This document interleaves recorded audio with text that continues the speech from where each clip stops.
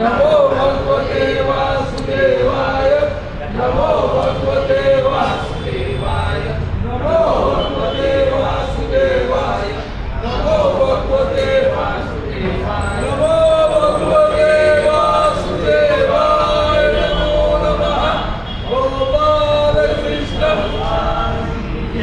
गणनाथ सरस्वती रवि शुक्र बृहस्पति पंचेदातस्वरेण्यं वेदवाणी प्रवर्तते विनायकं गुरुं ब्रह्मा विष्णु महेश्वर सरस्वती प्रणतातो सर्वकार्यार्थसिद्धये मातृदेव भव देव भव आचार्य देव भव आदिति देव भव सर्वेभ्यो देवेभ्यो ब्राह्मणेभ्यो नमो नमः गोपाल कृष्ण भगवान की जय।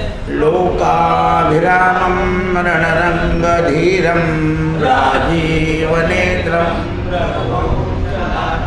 कारुण्यरूपं करुणाकरं श्रीराम शरणं प्रपद्ये मनोजवं मारुतितुल्यवेगं जितेन्द्रियं बुद्धिमतां वरिष्ठं वातात्मजं वानरयूतमुख्यं श्रीरामदूतं शरणं प्रपद्ये कृष्णाय वासुदेवाय हरे परमात्मने प्रणतक्लेशनाशाय गोविन्दाय नमो नमः गोविन्दाय नमो नमः गोविन्दाय नमो नमः अत्रिपुत्रो महातेजो दत्तात्रेय महामुनि तस्य स्मरणमात्रेण सर्वपापप्रमुच्यते सर्वपापप्रमुच्यते सर्वपापप्रमुच्यते वाराणस्यां भैरवदेव संसारभयनाशनम् अनेकजन्मकृतपापं दर्शनेन विनश्यन्ति दर्शनेन श्रीराम जय जय राम श्रीराम जय जय राम श्रीराम जय जय राम श्रीराम जय जय राम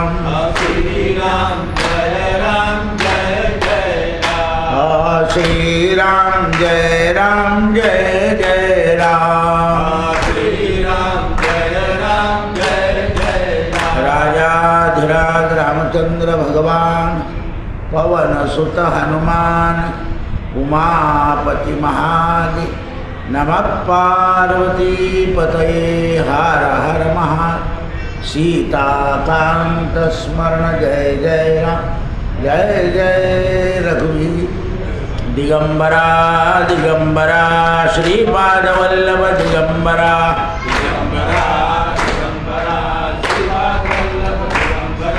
दिगंबरा दिगंबरा श्रीपादवल्लभ दिगंबरा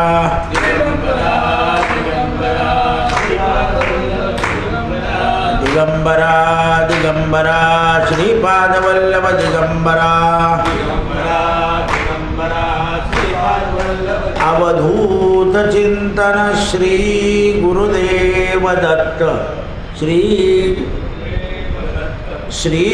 गुरुदेव अनंत कोटि ब्रह्मांड नायक राजाधिराज गाणगापूर निवासी भगवान की जय।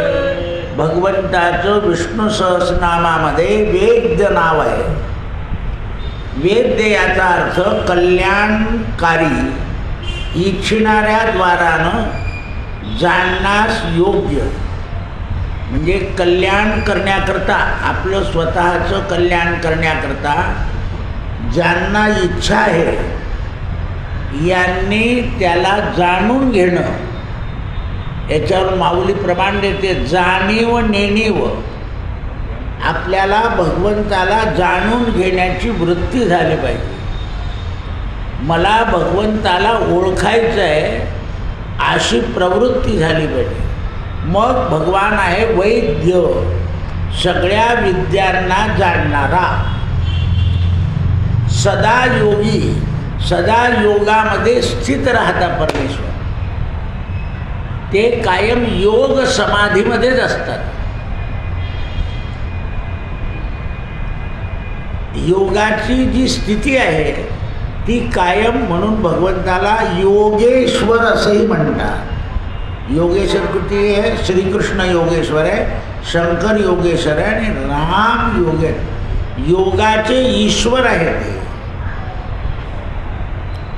म्हणून वीरा हा धर्माचं रक्षण करण्याकरता आणि असुरांचा नाश करण्याकरता म्हणून भगवंताला विराह म्हणा. माधव, आता या ठिकाणी वेगळं, तिथे माधव शब्दाचा अर्थ लक्ष्मीचा पती सांगितला.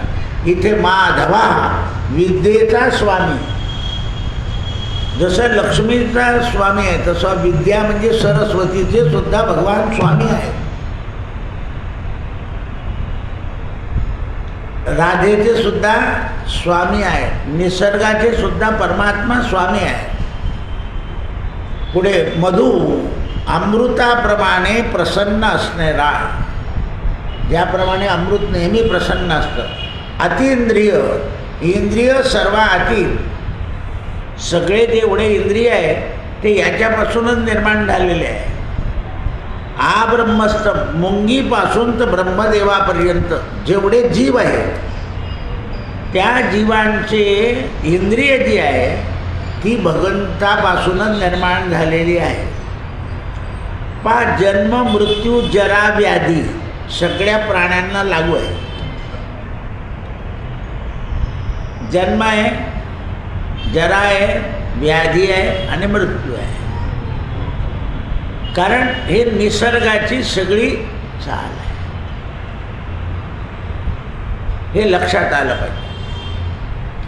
महामाया, मायेवर ज्याची माया आहे पण माया ज्याच्या ताब्यात आहे. मायेवर ज्याची माया आहे म्हणजे लक्ष्मी म्हटलं आहे, तिला काली म्हटलेलं आहे, पण तिच्यावर आपलं कमांड आहे. स्त्रीवर प्रेम असावं पण त्या प्रेमात लुप्त नाही व्हावं, त्याच्यावर आपला दबाव असं. म्हणून मोह छावा. जगात उत्पत्ती, स्थिती आणि प्रलय याच्यामध्ये तत्पर आणि उत्साही. परमात्मा प्रजा उत्पन्न करण्यालाही उत्सव आहे, पालन करायलाही उत्सव आहे आणि संहार करायला. अरे बलरामा बकरे म्हणे त्यांच्याकडे खलास. कारण उत्पत्ती, स्थिती आणि लय हे ज्याच्या ताब्यामध्ये आहे.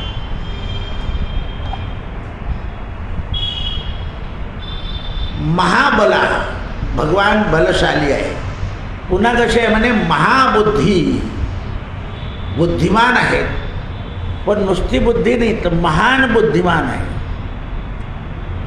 महावीर्य म्हणजे महान पराक्रमी आहे. महाशक्ती, महान सामर्थ्यवान आहे. महाद्युती, महान कांतिमान आहे. अनिरुद्धेश वपू, अदृशित विरहावाले आहे. श्रीमान म्हणजे ऐश्वर्यवान आहे.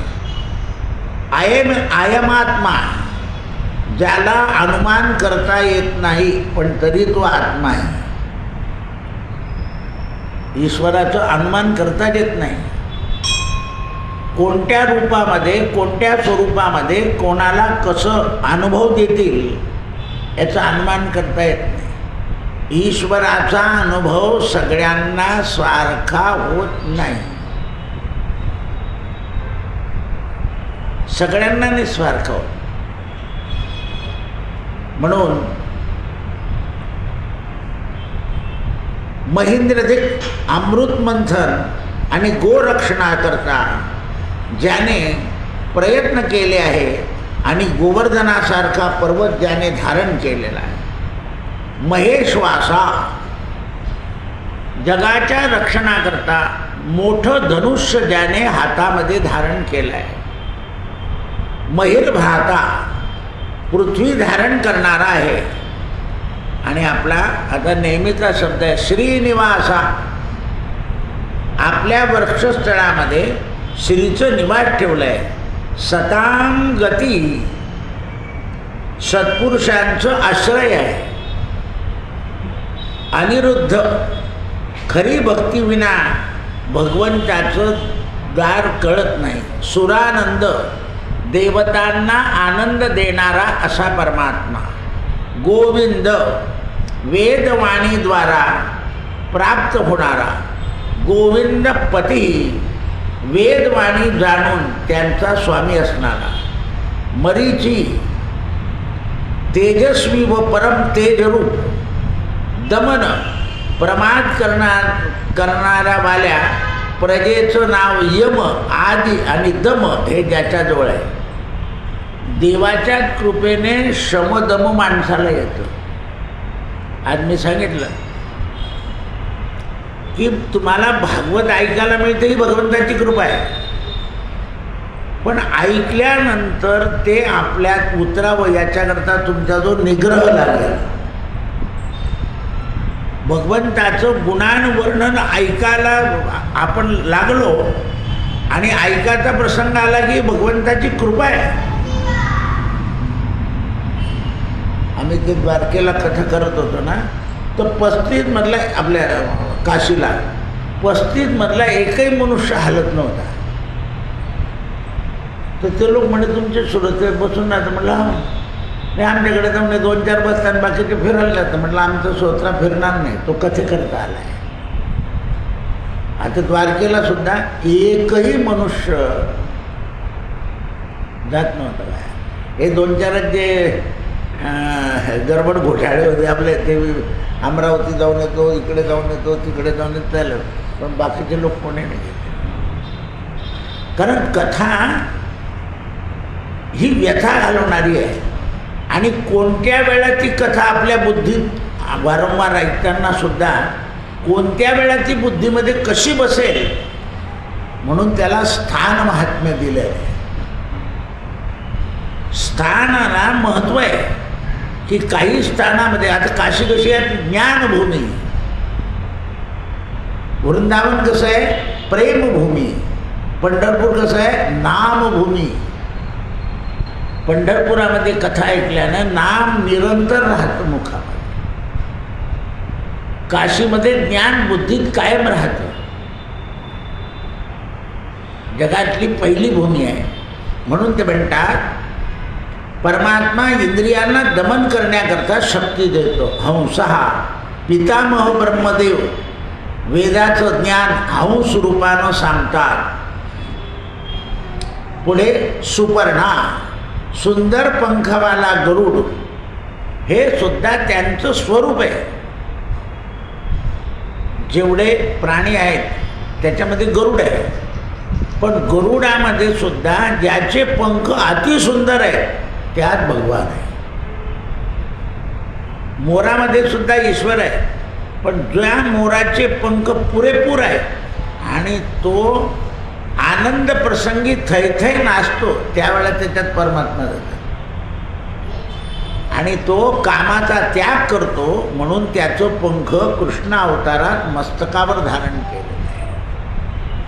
तसं अपवित्र आहे ते. काय आहे त्याचं पंख आहे. कावळ्याचं पंख सुद्धा पडतं पण कोणी घेतं नाही. अपवित्र आहे. पण अपवित्र वस्तू सुद्धा मस्तकावर धारण केली आहे कृष्ण अवतारामध्ये. त्याचं कारण असं आहे की मोर हा कामाचा त्याग करतो. जो कामाचा त्याग करतो तो भगवंताच्या मस्तकावर धारण केला जातो. परवा मी 5 मुख आहे ना आपले, त्या 5 मुखाचं महत्त्व ग्रहणामध्ये पोरांना सांगितलं. पंचमुख काय आहे, पूर्वेच्या मुखाकडून काय फायदा आहे, पश्चिमेच्या मुखाकडून काय फायदा आहे, उत्तरेच्या मुखाकडून काय फायदा आहे. तर भगवंताचे हे पंचतत्व आहे. ब्रह्मदेव सुद्धा पंचमुख होते. पण एका मुखाने गायन करायला लागल्यावर शंकराला राग आला आणि मान काढून टाकली. म्हणून ब्रह्मा चतुर्मुख झाला. कारण तू वेद म्हणतो आणि वेद म्हणून गातो. वेदाच्या स्वराचं ज्ञान हे उत्तम स्थितीचं आहे. आणि गायन आणि संकीर्तन यात फरक आहे. सगुणत्व परमेश्वराचं गुणगान मध्यम स्वरामध्ये गाणं हे प्रेमाभक्तीचं लक्षण आहे. आणि त्याला आलाप, लय, अंग हलवणे, वेगळी कृती करणे, त्या देवी भागवतामध्ये मला काही माहीत नाही, इथे स्वामीनारायण पंथाचे लोक बसले ऐकत होते ते. तर त्यांना म्हटलं तुम्हाला जर गरबा खेळायचा असेल तर स्वामीनारायण पंथाचे संन्यासी खेळतं मी नेहमी सांगतो त्यांच्याकडे बघा. तर ते लोक स्टेजवर चढून आले म्हणे महाराज तुम्हाला स्वामीनारायण पंथ माहिती आहे? म्हटलं मग न माहिती असेल काय. तुमच्या लोकांच्या डोक्यामध्ये द्वेष आहे की हा वारकरी पंथ बरोबर नाही, आमच्या डोक्यात कोणताही पंथ वाईट आहे असं नाही. प्रत्येक पंथामध्ये काही काही वैगुण्य कालांतराने घुसलेलं असतं. वैगुण्य जे आहे ते कालांतराने आणि गावाचा जो मेढ्या आहे त्याच्यामुळे घुसतं काही. आता तुम्हाला आम्ही एवढं सांगतो वेळेवर लग्न लावा, पण ऐकते का तुम्ही? नाही. मग यामुळे अशा काही दूर गोष्टी प्रत्येक पंथात घुसून जातात. मग त्याला कारण कोण आहे? तर काल. कालाय तस्मै नमः. ते वाद्यवाले पेटीवाला पण त्या पेटीच्या अगदी तोंडाशी माईक नेतो, पकवाजवाला अगदी जोरात घालतो तो. आणि त्याचा उपयोग काय होतो? त्याचा उपयोग काय होतो लक्षात केलं पाहिजे की बाहेर टनाटन टनाटन टनाटन ऐकू येतो, मध्यम स्वर पाहिजे. म्हणून कोणतीही गोष्ट मध्यमामध्ये आनंद देते. पुढे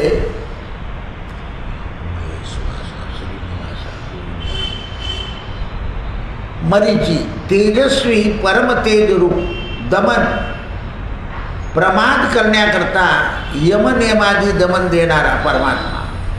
पुढे सिंह दृष्टांचा नाश करणारा. किंवा नारसिंह रूप घेतलं कशाकरता? दृष्टांचा नाश करण्याकरता.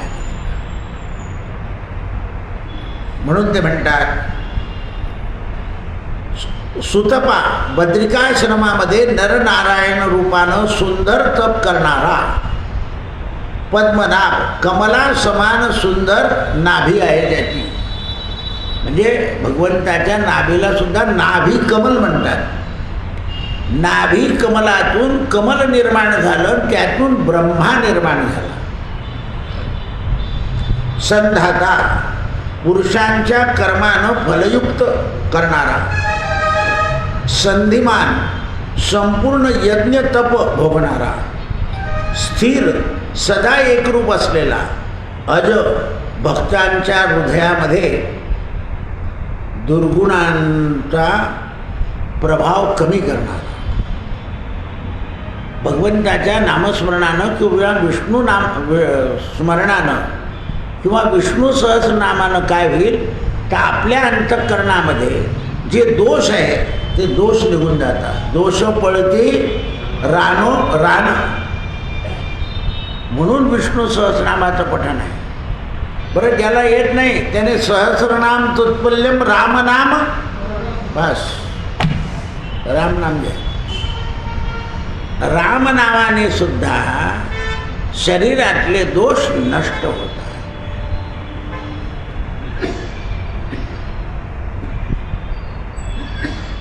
दुर्गुण दूर करणारा. दुर्मुषण सहन करू देणारा. म्हणजे ज्या वेळेला भक्तांना काही संकट येतात तर ते संकट सहन करण्याची शक्ती सुद्धा परमात्मा देतो. कारण काही संकट सहन करण्याच्या पलीकडचे असतात. तर भगवंताच्या कृपेने ती संकट सहन करता येतात. धैर्य देतं. कुंतीने काय मागितलं? माझ्यावर आपत्ती ठेव, कारण आपत्तीमध्ये तुझं स्मरण चांगलं होतं, काम झालं. एखाद्या देवाला तुम्ही नवस पाळतात किंवा आम्हाला आमचं काम झालं, मग एवढा गुळ मनभर कोणाला वाटेल? तुम्ही तू तर मनभर कबूल केलाय ना, गुच्चूप मनभर गुळ आणला पाहिजे. लोक त्याच्यावर तारे तोडतात. देवाला तर काय एवढं बी दिलं तर कबूल काय केलं तर म्हणजे असं. तर अशा लोकांच्या मनामध्ये काम झाल्यावर सुद्धा परमात्मा लोभ देतो की जा, तुझं काम तर झालं, पण तुझ्या हृदयामध्ये मी वास्तव्य करणार नाही. आता हे आजचं शुक्रवाराचं व्रत होतं ना, किती लोक विचारायला आले मला, म्हटले बघा तुमच्याकडे खाणारं कोण आहे का, करणारं कोण आहे का? म्हण नाही. मग 1.25 पावशेराचं करायचं आणि बाकीचे गहू दान देऊन दे. तर त्याला इलाज नाही ना. साहित्यही वाया जातं, अन्नही वाया जातं आणि खाणारे कोणी नाही. देव असं काही म्हणत नाही की तू एवढंच कर. 1.25 पावशेरापासून 1.25 मणापर्यंत तर मोठ्या लोकांच्या घरी मोठं मोठं होतं ते. पण आता नाहीच कोणी एकत्र द्यायला तयार नाही, तर त्याचं काय करायचं? मग त्यावेळेला माप घ्यायचं. म्हणून शास्ता, सगळ्यांवर शासन करणारा विश्वात्मा, वेदशास्त्राच्या विशेष रूपानं आपलं रूप निर्माण करणारा. वेदामध्ये सांगितलं आहे, ज्ञानेश्वरांनी ज्ञानेश्वरी शास्त्राधारे वर्तावे, त्याला शास्त्राला धरून पाहावं. कारण शास्त्राला धरून देवाला ओळखलं की लवकर समजतं. शास्त्र काय आहे? देव ओळखून घेण्याचं साधन आहे. देव ओळखून घेण्याचं साधन आहे. जसं राजसभा आहे, राजसभेमध्ये कोणालाही प्रमाण नाही. तुमचा ओळखीचा माणूस आहे ना, त्याने ती परवानगी घेऊन तुम्हाला मध्ये आलं पाहिजे. चाललंय मी आहे, कोण काय वाग आपण आहे मग म्हणून मुख्यमंत्री आहे असं म्हटलं तर तो गुन्हा आहे. त्या नियमाप्रमाणे तो गेला पाहिजे, त्या शासनाच्या पद्धतीप्रमाणे तो आला पाहिजे. तुमच्याजवळ नाही बसणार तो. तुम्ही आमदार खासदार आहे तुमच्या, तो त्याची बसायची जागा तिथे वेगळी आहे. असं आहे. भागवतामध्ये कथा आहे, नंदबाबाने यज्ञ ठरवला. तर यज्ञ ठरवल्यानंतर मध्ये भगवान बोलायला गेले, तर नंदबाबांनी सांगितलं तू सभासद नाही आहे, बाजूला हो. हा नंदाचं काम बघा. भगवंताला तो आनंद झाला की आपले वडील धर्म आणि कायदा दोन्ही पाळत आहे. मग लोकांना सांगितलं की तुम्ही सांगा की आम्ही तुमचं ऐकत नाही, कृष्णाचं ऐकू. म्हणजे पक्ष फोडला तिथे देवाने. सगळे म्हणाले की नाही आता काना पाहिजे. म्हणजे तुम्ही तुमच्या मंजुरीने, माझ्या मताने तो योग्य नाही आहे, अजून तो राजसभेत येण्यास योग्य नाही. तुम्ही आणत असाल तर बहुमत तुमचं आहे, तुम्ही आणू शकता. मग भगवंताने प्रश्न विचारला नंदबाबाला की तुम्ही इंद्राला पाहिलं का? म्हणे नाही. मग ज्याला पाहिलं नाही त्याचा यज्ञ का करायचा? आता ती योग माया होती. नंदबाबा कुठपर्यंत पुरतील? सगळे म्हणणे नाही का नाही म्हणतो तेच करायचं. म्हणे गोवर्धन पूजा करा, कारण इंद्राचा गर्व हरण करायचा होता. इथे वडिलांची आज्ञा पाळली नाही, म्हणून भगवंताला त्या गोवर्धन पर्वतावर अभिषेक करून टाकला. आमचा राजा हाच, तुम्ही नाहीच. पण भगवंताला तसं करायचं नव्हतं, त्यांना गोकुळ सोडायचं होतं, म्हणून वडिलांनाच नाही. नाही काय असे आपल्याकडे कंस काय बापाला जेलमध्ये ठेवलेला राजा म्हणून गेला, असा आपल्याकडे इतिहास आहे. औरंगजेबाने काय केलं? जेलमध्ये ठेवून दिलं, राजा म्हणून गेला. राज्य भोग असा आहे की मनुष्य भाऊ पाहत नाही, आई पाहत नाही, कोणी पाहत नाही, कोणीच पाहत नाही. म्हणून राजधर्म दोषावह आहे. माणुसकीचा पत्ता नसतो त्याच्यात. सत्तेचं ध्येय असतं. गुरु, भगवंताला गुरुसुद्धा म्हटलं आहे.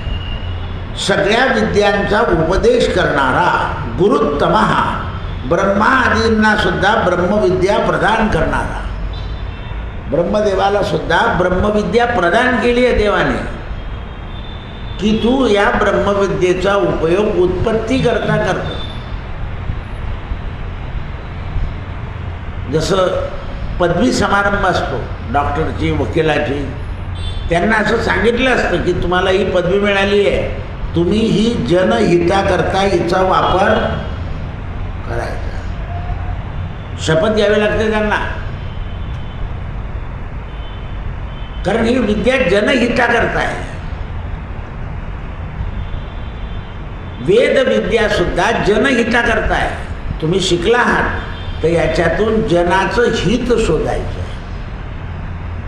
जेणेकरून जनतेला सन्मार्ग सापडेल.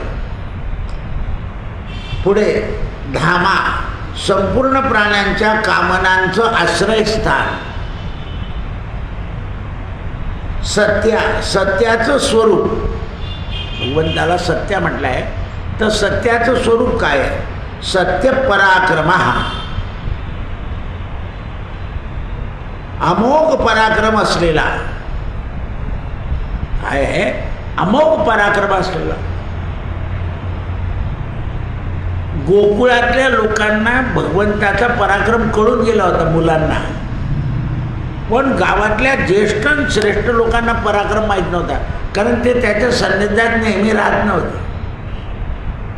भगवान गोपाळ, मग जेव्हा गोवर्धन पर्वत खाली ठेवायची वेळ आली तेव्हा यशोदेनं आणि नंदराजानं विचारलं, कान्हा तू कसा बाहेर निघशील? म्हणे पेंद्याला विचारा. म्हणजे पेंद्या बोबडा. तर म्हणाले नंदबाबा, यशोदा मैया, आपण सगळे निघून जायचं, हा असा करेल आणि असा वरती येईल म्हणे. म्हणकर कसं? म्हणे आम्ही जेव्हा दही दूध चोरायला जातो ना, तेव्हा आम्हाला सांगतो डोळे बंद करा, कपाल लगम म्हणा, तर आम्ही वरच्या छपातून असे बाहेर पडतो म्हणे. म्हणून खात्री आहे, तुम्ही चिंता करू नका. पण यशोदानंद तळमळ करतात की त्या पर्वतातून हा वरती कसा येणार. तर आल्याबरोबर पर्वत खाली बसवला आणि भगवान गिरिराज धरण की जय वरती दिसले. ते आपल्या वणींच्या देवात झेंडा लावणारा ते असं दिसतच नाही, तो झेंडा लावला की बरोबर दिसतो. मागे द्वारकेला एक मनुष्य पडून गेला आणि जगन्नाथपुरीला सुद्धा एक मनुष्य पडून गेला झेंडा लावला. आता मी त्या भेट द्वारकेला होतो ना, हा होता. त्यात हे सगळे संस्थांमध्ये चालू लोक असतात, पुजारी म्हणा, हे म्हणा, ते म्हणा. आता हे एवढं कार्यक्रम करणार होते, यांना म्हणलं तुम्हाला हातचं झेंडा लागणार. इथल्या झेंड्याचे पैसे जास्त आहे, कुठल्याचे? द्वारकेतले 1.25 लाख रुपये. मग इकडे यांना तर संस्थान चालवायचं आहे, तर एका दिवसात 15 झेंडे, 5,000 म्हटले तरी किती गोळा होतील? आता मध्ये आपले झेंडे इकडे झाले, 2 झेंडे, सगळीकडे झेंडे मंदिराला ते असं सुरू झालं आहे. आता कोणी झेंडा म्हटलं नाही रे भाऊ, आता गुढीपाडव्याला चढतील आमचे झेंडे, रिकामे कामं नाही करायचे. आम्ही प्रत्येक क्षणाला झेंडा बदलो, असं मध्ये नाही बदलला. हे इथे लावून देईल तुमच्या वरतीने जाणार कोण माणूस, कारण बाजार होतो. आता ते होतं ना, भुसावळला मी हे सांगितलं, तर ते अगदी साधे लोक आहेत, त्यांना काय, त्यांना म्हटलं दर महिन्याला पौर्णिमेचे झेंडे लावा, तुमचे झेंडे लागतील. तर 8 पौर्णिमा बुक झाल्या होत्या मी असेपर्यंतच. ज्या ठिकाणी तुम्हाला काही वैभव उभं करायचं आहे त्या ठिकाणीच असे प्रयोग करायचे, द्रव्य कमवण्याकरता नाही करायचं. एकदा तुम्हाला ती सवय लागली, ते म्हणे तुमच्या महाराजच्या हातून, कथा सांगणाऱ्याच्या हातून झेंड्याची इकडे बसायला तुम्ही दोन्ही भाऊ बसा, आमचं काय समज, पैसे तुम्ही देणार आणि झेंड्याची पूजा आम्ही. ते उल्लू बनवतं ते. असं उल्लू नाही बनायचं. त्यांना काय माहिती की हे मंदिराचे पुजारी आहे, असं आहे ते. आता हे आपण सगळ्यांना आरती देतो, असं कधी सुरू केलं की जो आरती घेऊन त्याने 11 रुपये द्यायचे.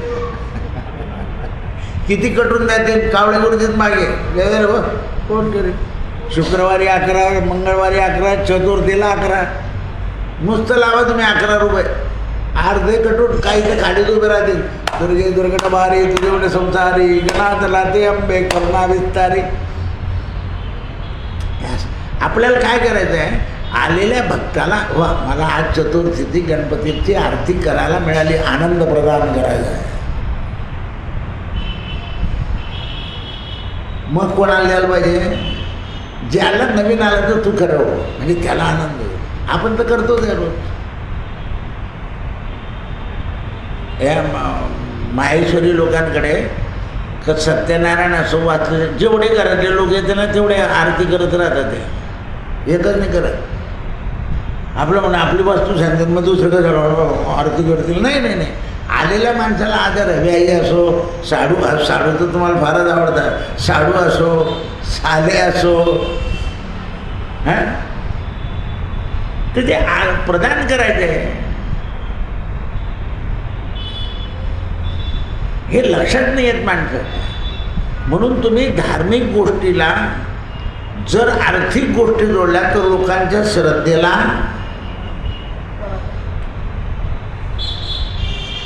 आपल्याला श्रद्धा वाढवायची आहे. जगामध्ये वाढावया सुख भक्तिभाव धर्म कुळाचार नाम विठोबाचे, हे लक्षात आलं पाहिजे. म्हणून ते म्हणतात परमेश्वर निमिषः योग निद्रेतले मुद ज्याचे नेत्र वाले आहे. योग निद्रा झाल्यानंतर हे डोळे जे आहे ना ते असे पूर्ण लवकर उघडत नाही, अर्धे असतात. ध्यान वगैरे करून गेल्यानंतर बऱ्याच वेळाने डोळे नीट होतात, कारण अंतर्मुख झालेले असतात डोळे. आणि झोपेमधून सुद्धा आपण उठल्यावर आपल्याला डोळे चोळावे लागतात आणि मग आपल्याला जसं व्यवस्थित दिसतं. त्याप्रमाणे योग निद्रेमध्ये मी तुम्हाला जनार्दन स्वामीचं उदाहरण सांगितलं होतं ना. इथे ते ॲडमिट होते गाजर डॉक्टरकडे. मी गेलो, काय म्हणे दादा 2-3 दिवस मी ध्यानाला बसलो नाही म्हणे. तू बसलाय ना, तू बैस म्हणे, इथे मी बसतोय, डॉक्टर बसू देत नाही मला. म्हटलं महाराज काही तुम्हाला झालं तर माझ्यावर येईल ना, वेळ आहे का, असं काही होतं का म्हणे ध्यानाने. ते टक्क्याला टेकून बसले आणि ते लटकले वा. अर्धा तास 1.5 तास झाला. डॉक्टर गाजर म्हणे तू काय परवानगी दिली याला. हे येतील म्हटलं ठीक आहे ना, तुम्ही काही काळजी करू नका. नाही रे म्हणे ऑक्सिजन चालू होता ना, ऑक्सिजन काढून ते ध्यानाला जे बसले बडोद्याचे होते.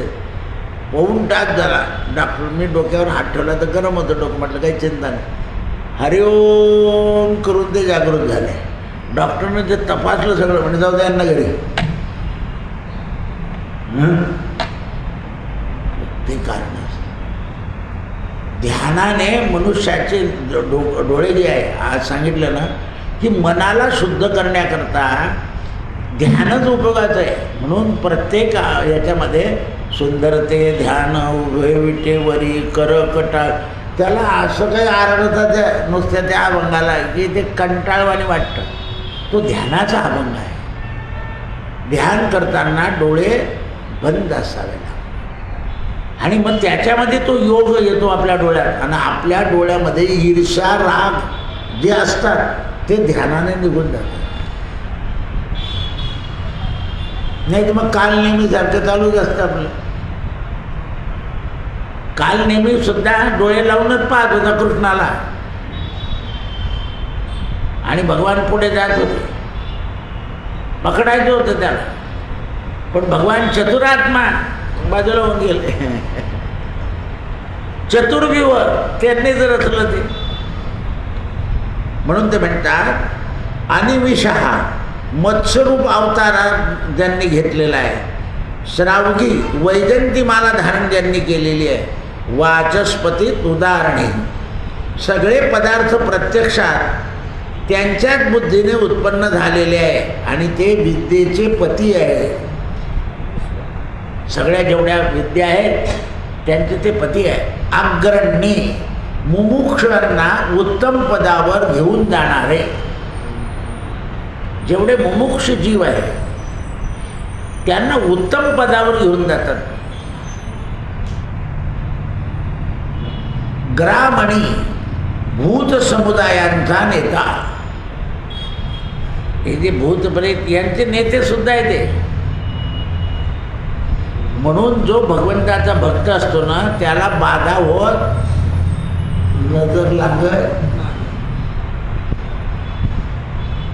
त्याचं अंग दुखलं की तो असं नाही म्हणत नजर लागली, थकवा आल्यामुळे अंग दुखतं.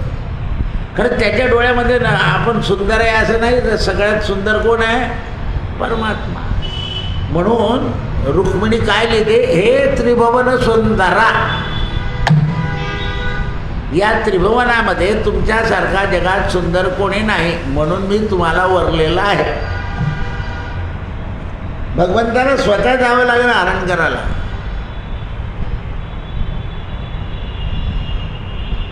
मग आपल्याला सुद्धा पंढरपूरचा पांडुरंग सुंदर बनपाडवा काय काबरं दिसतो, आपल्याला देव दिसायला काय हरकत आहे? पण आपल्याला ते बाकीचं वैगुण्य दिसतं, कारण आपल्या नेत्रामध्ये दोष आहे. म्हणून गुरुजी पूजेला सुरू करताना नेत्रोदक स्पर्शा, कशाने? जलाने. जल काय करतं तर सगळे दोष काढतं. सर्व दोषाहरण जड जीवा तारण. सगळे जेवढे दोष आहे तेवढे नामाने जातात. आजच मी दुपारी सांगितलं ना, तो ज्योतिषी सांगतो उद्या अमुक काळ झाला आहे, थोडंसं जिरं खाऊन जा आणि मग देवाचं नाव घ्या. आता जिरं कोणी निर्माण केलं? देवाने. मग त्याचं नाव महत्त्वाचं का जिरं महत्त्वाचं? असं आहे. त्याच्या नावाने सगळं मंगल होतं ना. मंगलाय तनम हरी. जगामध्ये मंगल काय आहे? तर हरी आहे. मग हरी गाता, हरपली चिंता. हरी गाता हरपली चिंता. हरीला गायलं की चिंतनमुक्त होते. पण आपला त्याच्यावर विश्वास बसतो. जिऱ्यावर बसून जातो, मोहरीवर बसून जातो. तुमची नजर काढली, मोहरी उतरली की ती तुम्हाला वाटतं गेली नजर. डोळे आग करता, तळपाय आग करता, कान संचन करता.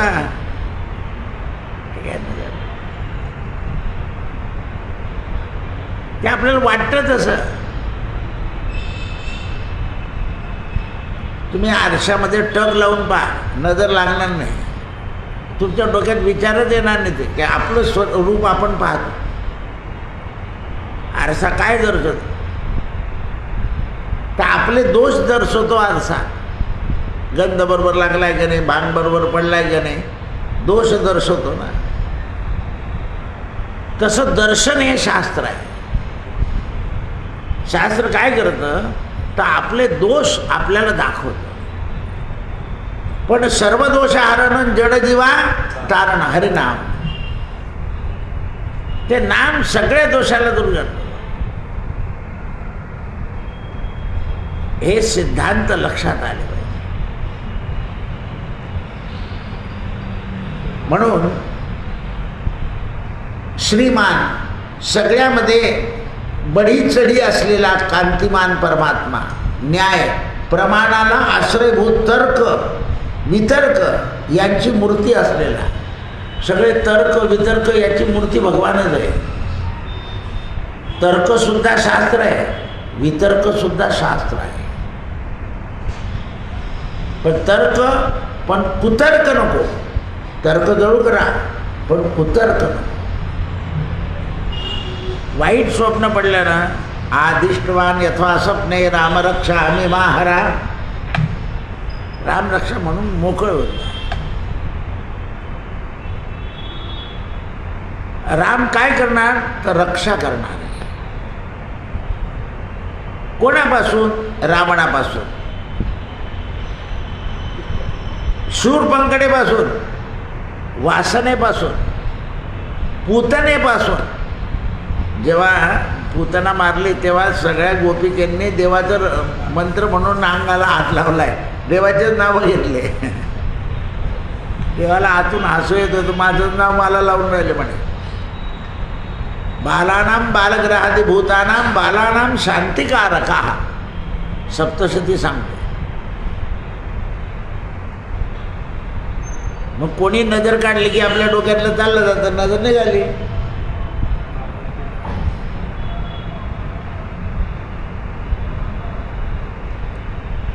म्हणून ते म्हणतात नेता, जगताच्या यंत्र चालवणार. हे जगताचं यंत्र जे आहे ते चालवणारे म्हणून भगवान नेता आहे. समीरण हा श्वासरूपानं सगळ्या प्राण्यांना शक्ती देणारा. कोणती शक्ती? प्राणशक्ती. परमात्माच देतो प्राणशक्ती. 5 प्राण आहे. 5 प्राणानं माणसाला शक्ती प्राप्त होते. मग एक करून टाक बरं, प्राणशक्ती आहे. म्हणून सगळ्यांचे प्राण कोण आहे? परमात्मा आहे. त्या गोकुळामध्ये सगळ्या लोकांचे देव नाही दिसले की प्राणाचे कासावीस व्हायचे. गाई चारायला गेले की सगळ्याच्या गोपिका आहे, संध्याकाळपर्यंत कास. एकदा दिसले भगवान, जसं एखाद्या बाईला पटकन पूजा करायची असते, कोणी पोरगा उठव नको, माणूस उठवून ती इतकी घाईत पूजा करते. एकदा तिची पूजा हे झाली, आरती पण अशीच करून घेते ती. कोणी जागू झालं, एकदम फ्रेश होऊन जाते की आपली पूजा झाली, आता काही कोणी उठव का काही हो. कारण तिचं ते ध्येय असतं. का सकाळीच केलं पाहिजे पूजा, का देव का पळून जातो हो. हे आपले उल्हास नेहमीच फाल्गुन मास, देव का पळून जातो का? काहीच करायचं नसतं ना. आणि ज्यांना सगळं व्यवस्थित करायचं आहे त्यांची पूर्वतयारी असते.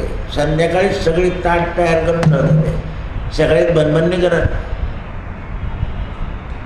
स्वयंपाकाची सुद्धा योजना असते सगळ्या स्त्रियांची. बाहेर काम, मोहरी काढायला गेले तर तेल सांडतात, तेल करायला गेले तर बेल सांडतात. आज कोणाचं तोंड पाहिलं, कोणात ठोक, कोण उठल्याबरोबर तर आरसात पाहता, काय कोणाचं तोंड पाहता. आळशी लोक.